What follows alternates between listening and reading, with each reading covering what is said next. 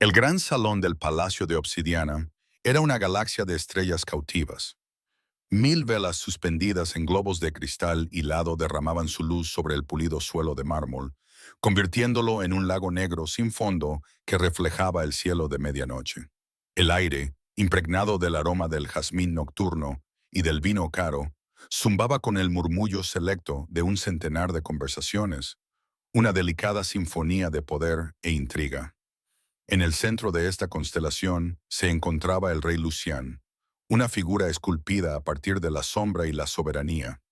Su túnica de seda negra estaba bordada con hilos de plata que captaban la luz como rayos atrapados, y la corona de obsidiana dentada que coronaba su frente era más una manifestación de su voluntad que un adorno. Era el retrato de la paciencia real, con una mano descansando ligeramente sobre el brazo dorado de su trono y la otra sosteniendo una copa de vino rojo sangre que aún no había tocado. Pero bajo la plácida superficie, una fría furia hervía lentamente. Podía sentir las miradas fijas en él, las astutas miradas evaluadoras de los dignatarios de las costas septentrionales, los inquietos destellos de sus propios consejeros, los susurros chismosos que se ocultaban tras elegantes manos enguantadas. Todos observaban, todos esperaban. Una hora llevaba una hora entera de retraso. Mera, su prometida, el eje de una alianza que aseguraría su frontera oriental durante un siglo, una necesidad política que había aceptado con el mismo pragmatismo distante que aplicaba a todos los asuntos de Estado. Había visto sus retratos, por supuesto, un rostro pálido y serio, enmarcado por cabello oscuro, con ojos que parecían albergar una inteligencia tranquila y reservada. La había visto 2 veces en actos formales con acompañantes, donde habían intercambiado cortesías tan frágiles y endebles como el azúcar hilado. Sabía que era hermosa, bien educada y, según todos los indicios, puntual. Su tardanza no era solo un inconveniente, era una declaración, una bofetada pública y rotunda a su autoridad, precisamente la noche en que se iba a celebrar y consolidar dicha autoridad. El baile de compromiso era idea suya, un espectáculo de poder destinado a impresionar a sus rivales y tranquilizar a sus aliados. El lugar vacío junto a su trono era una herida abierta en el tapiz de la velada, un defecto que atraía todas las miradas. Quizás su carruaje se haya retrasado, Majestad, susurró su chambelán, Valarius, con el rostro convertido en una máscara de tensa neutralidad. Los caminos del valle hundido son traicioneros después de las lluvias. Lucian apretó la mandíbula. No volvió la cabeza, con la mirada fija en las grandes puertas arqueadas por las que ella debía haber entrado hacía 63 minutos. Las lluvias cesaron al amanecer. Valarius y su comitiva está escoltada por una docena de mis mejores guardias. La traición en los caminos es la menor de mis preocupaciones. La insinuación flotaba en el aire entre ellos, aguda y fría. La traición que le preocupaba era de naturaleza más personal, más humillante. Ahora podía oír los susurros con más claridad. Una hora. ¿Lo había rechazado? Un mal presagio para la unión. El rey no parece contento. Cada frase era una pequeña piedra que golpeaba la inmaculada superficie de su orgullo. Había gobernado durante 2 siglos, su reinado marcado por una eficiencia despiadada y un control inquebrantable. No toleraba los errores, no soportaba los insultos, y esto le parecía un insulto de primer orden. ¿Era esta su primera jugada por el poder en su acuerdo? Una prueba de su famoso temperamento, un intento ingenuo de afirmar su propia importancia, haciendo que el mundo esperara. Tomó un sorbo lento y deliberado de su vino. El sabor metálico solía ser un consuelo, un recordatorio de su naturaleza, de su fuerza. Esa noche sabía a ceniza. La orquesta, sintiendo la creciente tensión en la sala, vaciló por un momento antes de que una mirada aguda del director los impulsara de nuevo a un vals animado. La música le pareció una burla, una melodía alegre sobre un ritmo de tambores que anunciaba una ira inminente. Entonces decidió lo que haría. No causaría una escena enviando a los guardias a buscarla. Eso sería una señal de pánico, de pérdida de control. Esperaría. Dejaría que ella entrara en la sala y se enfrentara al juicio silencioso de su corte. Y entonces desmantelaría su rebeldía con unas pocas palabras cuidadosamente elegidas, lo suficientemente agudas y frías como para despojar de sus dos hojas a un árbol en invierno. Le recordaría a ella y a todos los presentes cuál era exactamente su lugar. Justo cuando la idea se solidificaba, se produjo una conmoción en la entrada. Las grandes puertas se abrieron hacia adentro, empujadas por dos sirvientes uniformados, y allí, enmarcada en el arco, estaba Mirror. La sala se quedó en silencio. La música murió en una sola nota discordante. Todas las cabezas se volvieron. Lucien entrecerró los ojos. Su ira se agudizó hasta convertirse en un punto fino y cruel. Ella estaba hecha un desastre. No de forma evidente, no para un ojo poco perspicaz, pero para sus sentidos depredadores los detalles eran evidentes. Su vestido de seda azul zafiro, aunque exquisito, parecía colgar de su cuerpo de forma un poco desigual. Algunos mechones sueltos de su cabello oscuro se habían escapado de su intrincado peinado y se aferraban a sus sienes, pero fue su rostro lo que lo cautivó. Estaba pálida, tan pálida que parecía casi translúcida a la luz de las velas, y su poro resaltaba las profundas ojeras violáceas bajo sus ojos. Parecía menos una radiante novia y más un fantasma que rondaba su propia celebración. Ella dio un paso vacilante hacia adelante, su mirada recorriendo a la multitud silenciosa y expectante antes de posarse finalmente en él. Él vio un destello de algo en lo más profundo de sus ojos. No era desafío, sino algo que no pudo identificar de inmediato. Miedo, tal vez, agotamiento. Pero él no estaba de humor para matices. Solo veía la culminación de su humillación pública. Se levantó de su trono con un movimiento fluido y amenazante. El silencio en la sala se hizo más profundo, pesado, sofocante. Bajó los 2 escalones del estrado, con sus botas sin hacer ruido sobre el mármol, y se acercó a ella. No se apresuró. Dejó que la distancia entre ellos se alargara. Dejó que la expectación creciera. Quería que ella sintiera el peso de todas las miradas, la presión de su descontento. Se detuvo a unos metros de ella. La miró desde arriba, con su altura como clara ventaja, y dejó que la frialdad de su ira se reflejara en sus rasgos. «Llegas tarde», dijo. Su voz no era alta, pero resonó en la cavernosa sala como si hubiera gritado. Era un sonido grave y resonante, teñido de hielo. Meera se estremeció, un temblor apenas perceptible recorrió su cuerpo. Hizo una reverencia, con movimientos rígidos. «Majestad, lo siento. Hubo circunstancias imprevistas». Su voz era un susurro, débil y temblorosa, engullida por el silencio opresivo. Los labios de Lucien se curvaron en una especie de sonrisa que no transmitía calidez ni perdón. Era la sonrisa de un depredador. «Circunstancias imprevistas», repitió, saboreando las palabras y convirtiéndolas en una acusación. «Una hora entera de ellas. No solo me has hecho esperar a mí, sino también a nuestros distinguidos invitados. Has hecho que la corona de 1000 años espere a tu conveniencia». Dio otro paso hacia ella, obligándola a inclinar la cabeza hacia atrás para mirarlo. Bajó aún más la voz, convirtiéndola en una crueldad privada en un espacio público. «¿Así es como pretendes comenzar nuestra unión? ¿Con una muestra de tan profunda falta de respeto? ¿O fue simplemente un descuido, la frívola falta de atención de una mujer al paso del tiempo?» Vio el destello de dolor en sus ojos, crudo e inmediato, antes de que ella lo ocultara rápidamente. Un ligero rubor se extendió por sus pálidas mejillas, fruto de la vergüenza, no del desafío. «No, mi rey», murmuró, bajando la mirada al suelo entre ellos. «No era mi intención. Lamento profundamente la vergüenza que le he causado». Su disculpa fue silenciosa. Correcto.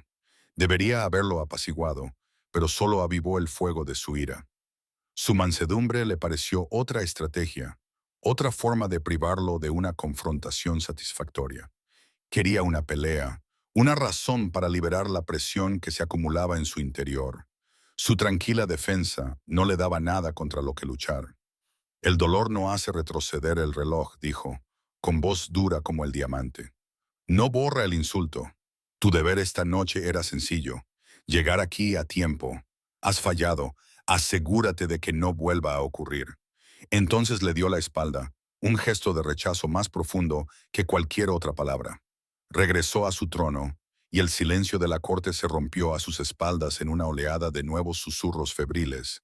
Hizo una señal al director de orquesta. Música. La orquesta volvió a la vida. Lucian se sentó, tomó su copa intacta y la vació de un solo trago largo y frío. No miró a Meira, no la observó mientras la llevaban a la silla más pequeña de la consorte, junto a la suya. Sin embargo, podía sentir su presencia, un pequeño y frío nudo de miseria en la gran calidez de la sala. Había hecho lo que pretendía. Había reafirmado su dominio. La había puesto firmemente en su lugar, pero la victoria le parecía vacía y la fría furia que sentía en su interior no remitía. Simplemente se instaló más profunda y pesadamente en un estado de sombría e irritable insatisfacción. La noche era joven y su penitencia, decidió, no había hecho más que empezar. El primer baile era, por tradición, para la pareja de novios. Cuando comenzó el vals, con su melodía arrebatadora y grandiosa, Lucian se levantó y se volvió hacia Mira. No le ofreció la mano. Simplemente esperó, con expresión imperiosa. Por un momento, ella dudó, con el rostro pálido y paralizado. Luego, con un esfuerzo visible, se puso de pie y colocó sus dedos enguantados en la palma extendida de él. Su mano estaba fría, de forma antinatural, incluso para alguien de su especie. Su tacto era ligero como una pluma, casi vacilante, como si temiera que él pudiera romperse. Él la condujo al centro de la pista. Los cortesanos formaron un amplio círculo, con una mezcla de curiosidad ávida y fingida indiferencia en sus rostros. Él le puso una mano en la cintura, sintiendo la rígida tensión de su columna vertebral, y la llevó a los pasos formales del baile. Se movían juntos, una imagen perfecta de unidad real para los ojos que los observaban. Pero el espacio entre ellos era un abismo helado. Él era un bailarín impecable, guiándola a través de los intrincados giros con facilidad entrenada. Pero ella era torpe. Sus pasos eran rígidos, sus respuestas una fracción de segundo demasiado lentas. Más de una vez tuvo que guiarla físicamente, apretando con fuerza su cintura para evitar que se tambaleara. Eso le molestó aún más. ¿Acaso todos los aspectos de su ser esa noche estaban diseñados para ser irritantes? Pareces distraída, murmuró, con una voz grave que vibraba en su oído mientras la hacía girar en un elegante arco. Solo estoy abrumada, Majestad, respondió ella, con la voz tensa por el esfuerzo. No le miró a los ojos, sino que fijó la mirada en algún punto por encima del hombro de él. Es una gran ocasión. Entonces él se fijó en un pequeño gesto repetitivo que ella hacía. Cada pocos pasos, su mano izquierda, la que descansaba sobre el hombro de él, ajustaba sutilmente el largo guante de satén de su brazo derecho, tirando de él hacia arriba y alisando la tela sobre su antebrazo. Era un movimiento nervioso e inquieto que denotaba incomodidad. Él vio cómo ella aspiraba aire fugazmente y con fuerza mientras él la guiaba a través de un giro particularmente rápido. Él la sujetó con más fuerza, una advertencia silenciosa para que ella siguiera el ritmo, y sintió cómo todo su cuerpo se tensaba en respuesta. Él malinterpretó todas las señales. Interpretó su rigidez como resentimiento, sus pasos torpes como agresión pasiva, sus expresiones de dolor como teatralidad petulante. Su ira, que había sido una espada afilada y limpia, ahora se estaba convirtiendo en una irritación amarga y despectiva. Se había unido a una mujer que no solo era irrespetuosa, sino que, al parecer, también era torpe y hosca. El siglo de paz que ella representaba de repente se sentía como una condena muy larga. Bailaron en silencio, el único sonido era el roce de sus pies sobre el mármol y las notas elevadas de los violines. Era muy consciente de ella. El aroma débil, casi imperceptible, de algo metálico y antiséptico que se aferraba a su piel bajo su perfume floral, la naturaleza superficial y controlada de su respiración. la rigidez de su mandíbula. Podía sentir un temblor recorriendo su cuerpo, una vibración fina y aguda de un cuerpo empujado más allá de sus límites. Sin embargo, lo veía todo a través del filtro teñido de rojo de su propio orgullo herido. El vals alcanzó su crescendo, la música creció hasta un acorde final dramático. La hizo girar una última vez, un adorno para el público, y, al hacerlo, ella finalmente perdió el equilibrio. Tropiezo, un grito de dolor escapó de sus labios y su cuerpo se ladeó. El instinto, perfeccionado durante siglos de batalla y mando, tomó el control. Su brazo se extendió, su mano se aferró a su brazo para estabilizarla antes de que cayera. La sujetó, tirando de ella para que se enderezara contra él. El movimiento fue brusco, enérgico. Su manga, hecha de pesada seda azul zafiro, se tensó por su agarre y, luego con el impulso de su casi caída, se subió por encima de su codo. Y él lo vio. El mundo pareció ralentizarse. La música y los susurros de la corte se desvanecieron en un rugido sordo y lejano. Toda su atención se centró en la horrible visión de su brazo.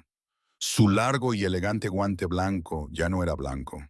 Una mancha carmesí oscuro había florecido por debajo, empapando el delicado satén con un patrón irregular y feo. Por encima del guante, donde la manga se había deslizado, lo vio. Un vendaje grueso envuelto apresuradamente, completamente empapado de sangre. Sangre fresca, tanta que había traspasado el grueso acolchado y manchado su piel y la tela de su guante. Durante un instante, su mente se negó a procesar lo que estaba viendo. La imagen era tan incongruente, tan violenta en la brillante perfección civilizada del salón de baile. Sangre y vendajes, heridas ocultas bajo la seda y el satén. Miró de su brazo a su rostro. Sus ojos estaban muy abiertos, llenos de pánico y brillantes por las lágrimas que no había derramado. Su rostro, ya pálido, se había vuelto ceniciento. Ella intentó apartar el brazo para ocultar la evidencia, pero él la sujetaba con fuerza. ¿Qué? Susurró él. Esa única palabra era un susurro de incredulidad y horror creciente. La furia que lo había animado toda la noche se desvaneció, sustituida al instante por un temor frío y repugnante. ¿Qué es esto? La corte era un borrón de colores y rostros en el borde de su visión. Apenas era consciente del suspiro colectivo que recorrió a los espectadores. Todo lo que podía ver era la sangre, su sangre y el dolor puro y descarnado que finalmente era terriblemente visible en sus ojos. No esperó una respuesta. No allí, no en medio de un centenar de rostros boquiabiertos. Deslizó el brazo desde su cintura hasta su espalda y la tomó en brazos. Era sorprendentemente ligera. La levantó como si estuviera hecha de cristal y dando la espalda a su atónita corte, salió del salón de baile. Se movió con una velocidad que difuminó los contornos del mundo, los rostros conmocionados de sus invitados, los tapices ornamentados de las paredes, la llamada preocupada de Valirias a sus espaldas. Todo era solo ruido. La llevó a través de una puerta lateral a una pequeña antecámara privada amueblada con sofás de terciopelo y una chimenea fría y apagada. El aire estaba quieto y silencioso. Cerró la puerta de una patada detrás de él y el sonido resonó en la tranquila habitación. La sentó suavemente en uno de los sofás, con movimientos ahora despojados de toda ira, sustituidos por una ternura frenética y desconocida. Se arrodilló ante ella, con la mirada fija en su brazo herido, que ella ahora acunaba protectora contra su pecho. Mary dijo, y su nombre sonó áspero y quebrado en su garganta. Dime qué ha pasado. Ella no lo miró. Miró fijamente su regazo, con todo el cuerpo temblando violentamente, ahora que la adrenalina de la actuación pública se había desvanecido. Una sola lágrima recorrió su mejilla. No es nada, Majestad, susurró con voz entrecortada. Un pequeño accidente. No me mientas, le ordenó, pero la dureza había desaparecido, sustituida por una urgencia desesperada. Extendió la mano flotando sobre su brazo, temeroso de tocarla, temeroso del daño que pudiera causarle. Esto no es un pequeño accidente. He visto heridas de guerra menos graves que esta. ¿Quién te ha hecho esto? La presa de su compostura, ya agrietada y tensada, finalmente se rompió. Un sollozo se le escapó, un sonido de dolor y agotamiento tan profundos que le golpeó como un golpe físico. La historia salió a borbotones en un torrente de jadeos y frases entrecortadas, las palabras tropezando unas con otras en su prisa por salir. En el camino desde el valle, una emboscada respiró entrecortadamente. No eran bandidos, eran tres pícaros. Derrotaron rápidamente a los guardias. Cuando finalmente levantó los ojos hacia él, sus ojos estaban atormentados. Querían dejar claro que mataban a la prometida del rey de camino a su propia celebración. Lucien sintió que la sangre se le helaba en las venas. Pícaros, salvajes, parias sedientos de sangre. Una sentencia de muerte para la mayoría. Luché contra ellos, continuó ella, con la voz ganando un poco de fuerza gracias al recuerdo. Mi escolta luchó valientemente. Cayeron. Se atragantó con las palabras. Me quedé sola. El carruaje volcó. Maté a uno de ellos con un abrecartas de plata que llevaba en mi maleta de viaje. Los otros dos huyeron cuando oyeron los cuernos de la patrulla que enviasteis a buscarme. Él la miró fijamente, con la mente dando vueltas. Se imaginó la escena, el carruaje volcado, los cuerpos de sus guardias y a esta mujer pequeña y delgada luchando por su vida en el oscuro bosque con nada más que un juguete de escritorio. ¿Tu brazo?, le preguntó suavemente, con la voz cargada de un horror que no podía contener. Uno de ellos tenía una espada, hierro maldito. Me alcanzó durante la pelea. Ella hizo un gesto débil con su mano buena.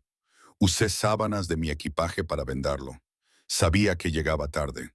Sabía que estarías esperando, que todos estarían mirando. Bajó la mirada de nuevo y el fuego de su voz se apagó, sustituido por la misma vergüenza vacía que había visto antes. No quería causar un escándalo, parecer débil o decepcionarte. Así que le dije a la patrulla que simplemente me había retrasado. Les pedí que me ayudaran a escribir el carruaje y vine. Pensé que podría soportar el dolor hasta que terminara el baile. Cada palabra era un clavo que se clavaba en el ataúd de su orgullo. Cada frase era un testimonio de su propia y monumental ceguera imperdonable. Se había parado en su estrado envuelto en su arrogante furia, juzgándola por un delito de falta de respeto, mientras ella había estado luchando por su propia vida. Ella había luchado contra vampiros, vendado sus propias heridas graves y se había arrastrado hasta su palacio, todo para honrar un acuerdo que él había tratado con frío desdén. ¿Y qué había hecho él? Había respondido a su increíble valor silencioso con una humillación pública. Había tomado su dolor y su resistencia y los había tergiversado como descuido e insubordinación. La había reprendido por ser un desastre cuando, en realidad, era un milagro de supervivencia. El frío temor en su estómago se agitó, transformándose en una ola de autodesprecio tan poderosa que amenazaba con asfixiarlo. Miró la sangre en su guante, las lágrimas en sus pálidas mejillas, el temblor en sus manos, y vio el devastador alcance de su crueldad. El rey que lo veía todo no había visto nada en absoluto. «Curanderos», rugió, con un sonido que le desgarró el pecho, un grito desesperado y primitivo. No esperó a que se abriera la puerta. Se puso de pie de un salto, la abrió él mismo y gritó hacia el pasillo, donde Valirias y dos guardias permanecían paralizados por la alarma. «Traed a mis curanderos personales ahora mismo y traed los mejores suministros médicos del palacio». Se volvió hacia ella con movimientos frenéticos. Se arrodilló de nuevo ante ella, con la mente acelerada. No podía esperar a los curanderos. Maldito hierro. La herida se infectaría y la envenenaría. «Mi Rora, déjame ver», dijo con voz suplicante. Le cogió el brazo con las manos temblorosas. Esta vez ella no se resistió. Lo observó con los ojos muy abiertos y agotados, mientras él comenzaba la delicada y terrible tarea de desenvolver las capas de su disfraz. Sus dedos, normalmente tan firmes, ya fuera para firmar una sentencia de muerte o ajustar una corona, titubeaban con los diminutos botones de perla de su guante. Deslizó el satén empapado de sangre de su mano, revelando dedos manchados de sangre seca y suciedad. Luego, comenzó a desenvolver con delicadeza el vendaje improvisado. La primera capa de lino estaba rígida, cubierta de sangre. Debajo, otra y otra. Había utilizado casi un rollo entero, apretándolo con fuerza para detener la hemorragia. Con cada capa que retiraba, el olor metálico de la sangre se hacía más fuerte, llenando la pequeña habitación. Finalmente llegó a la última capa. La retiró y se le cortó la respiración al ver la herida.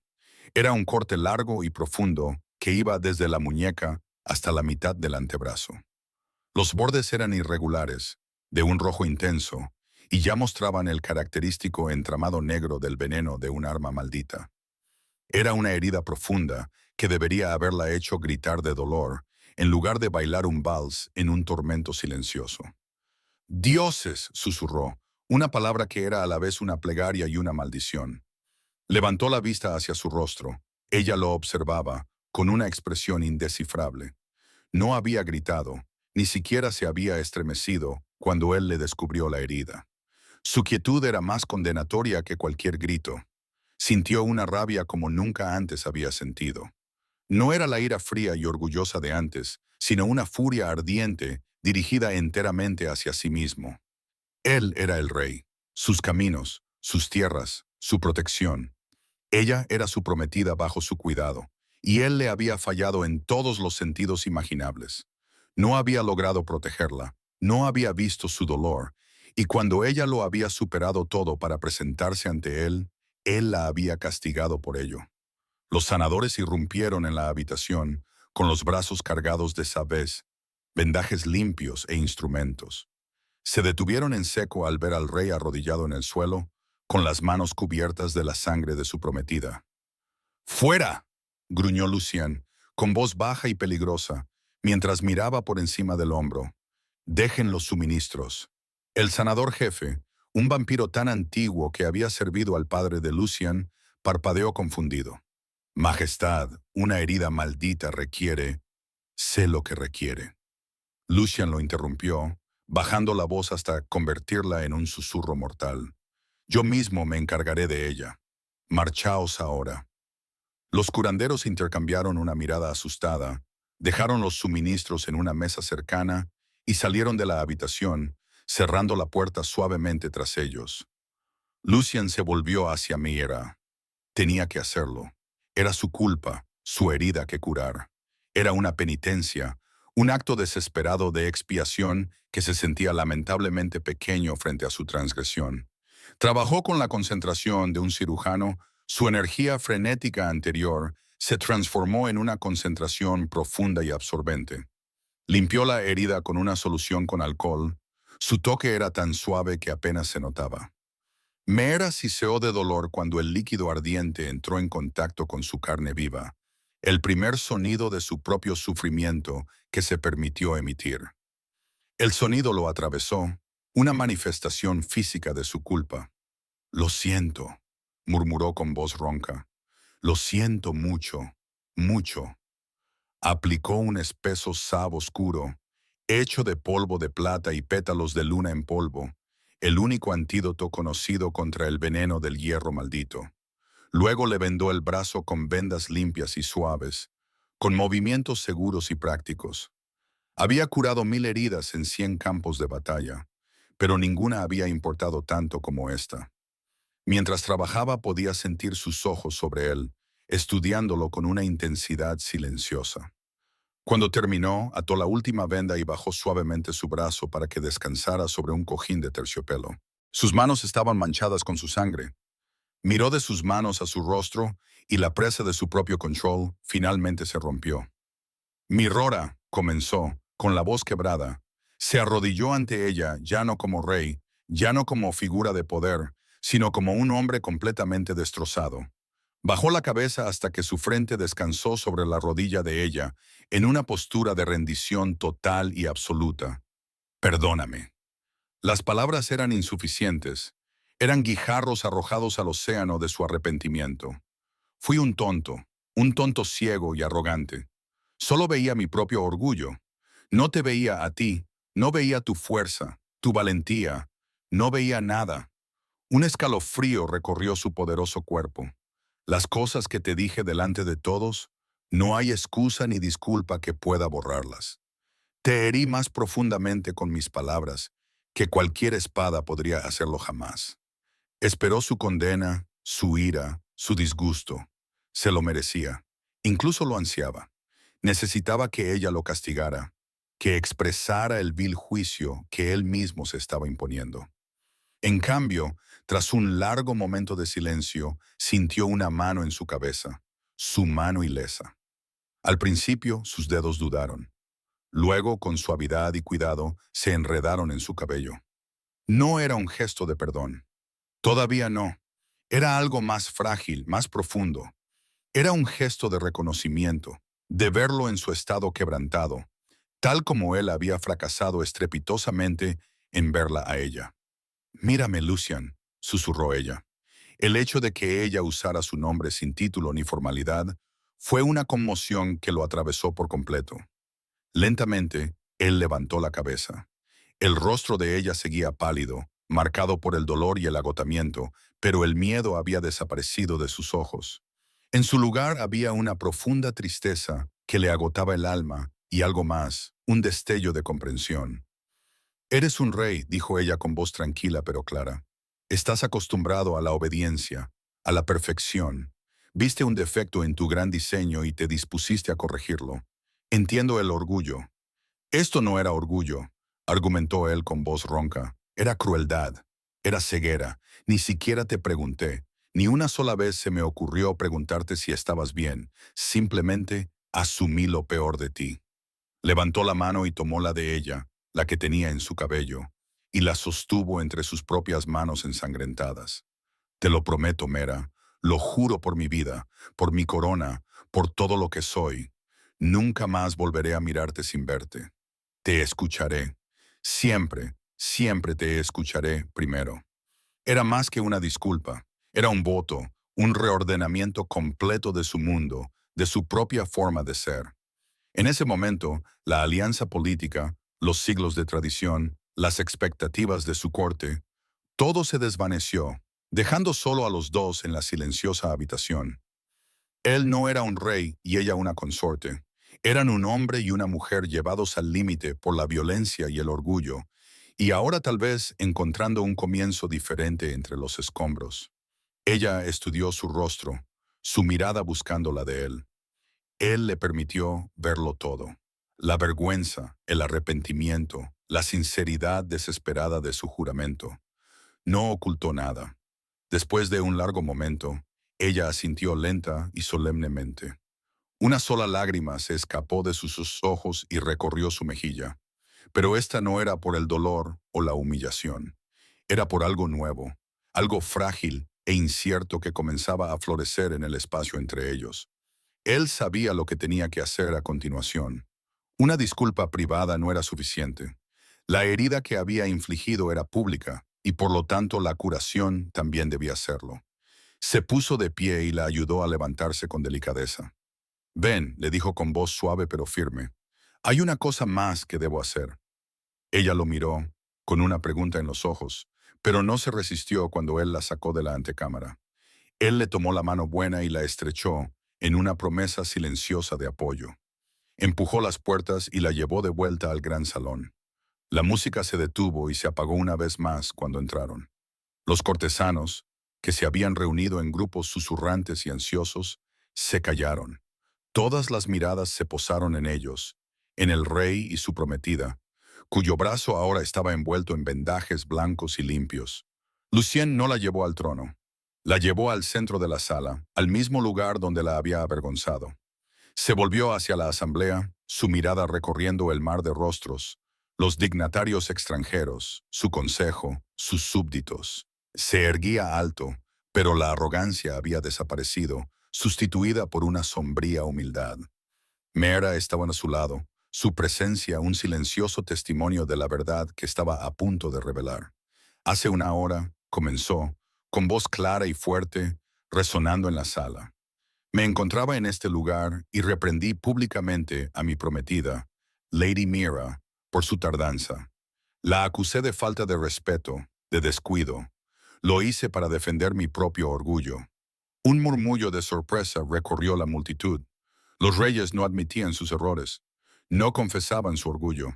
Lucía levantó una mano y la sala volvió a quedar en silencio.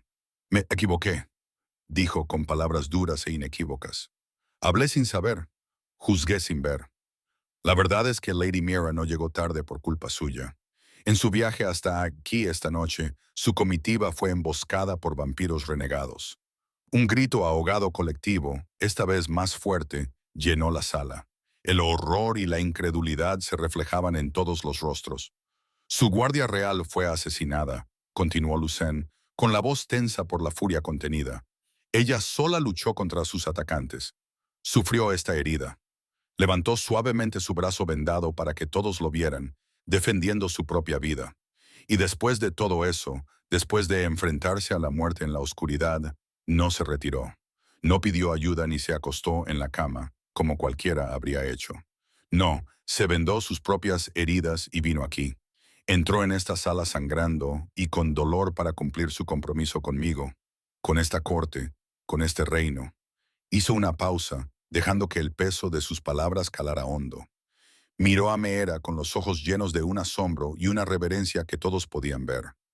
Ella soportó mi frialdad, soportó mi desprecio público. Y lo hizo todo en silencio, sin mencionar ni una sola vez su heroísmo, porque no quería causar una escena ni interrumpir esta celebración. Posee un valor y un sentido del deber que rara vez he visto.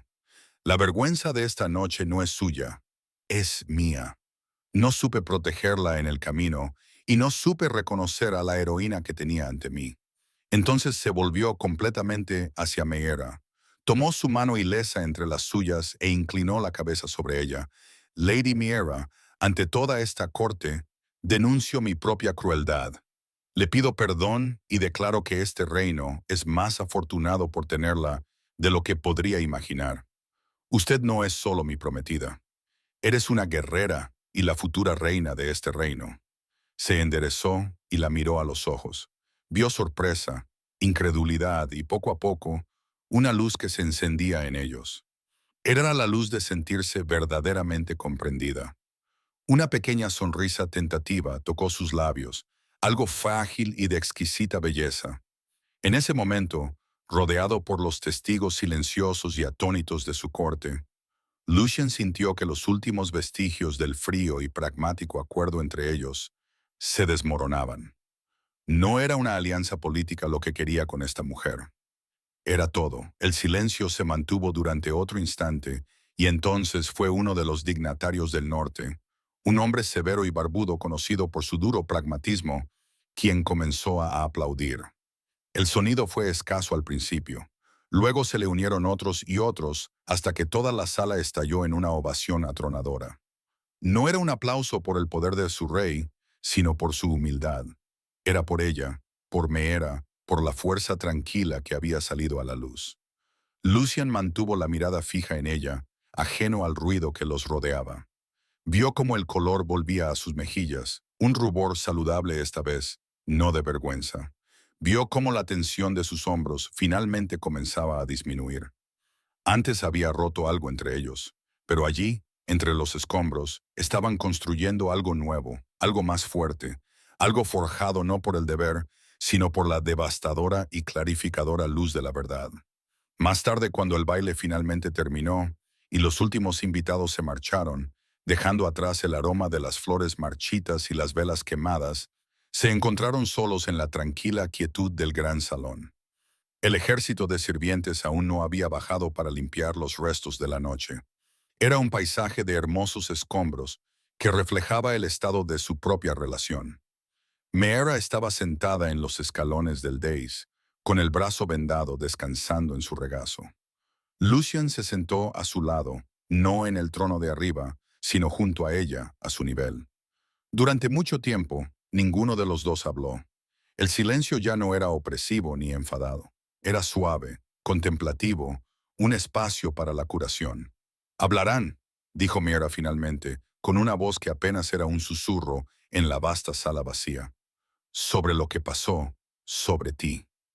«Deja que hablen», respondió Lucien, con la mirada fija en el reflejo de las pocas velas que quedaban en el suelo de mármol. Deja que digan que el rey es un tonto que fue humillado por el coraje de una mujer. Es la verdad, y tal vez aprendan lo que yo he aprendido esta noche, que la verdadera fuerza no es la ausencia de debilidad, sino la voluntad de admitirla. Se volvió para mirarla. La luz de la luna que se filtraba por las altas ventanas arqueadas la bañaba en una suave luz plateada. Podía ver el agotamiento grabado en cada línea de su rostro, pero también había algo nuevo allí, una tranquila confianza. ¿El dolor?, preguntó en voz baja. ¿Es intenso? Ella esbozó una pequeña sonrisa irónica. Es un rugido sordo en lugar de un grito agudo. Tus curanderos son muy buenos. O quizás, añadió, mirándolo a los ojos, el médico lo es. Una calidez se extendió por su pecho, una sensación tan desconocida que casi no la reconoció. Era una suave alegría floreciente. Te debía eso y 1000 veces más. Pasaré el resto de mi vida tratando de pagar la deuda que contraje esta noche. No hay deuda, Lucian, dijo ella, y el sonido de su nombre en los labios de ella fue un bálsamo. Cometiste un error y luego lo reparaste. Eso es más de lo que la mayoría está dispuesta a hacer. Él extendió la mano y sus dedos trazaron el borde del vendaje blanco y limpio en el brazo de ella. Los pícaros serán perseguidos. Encontraré a quien los envió.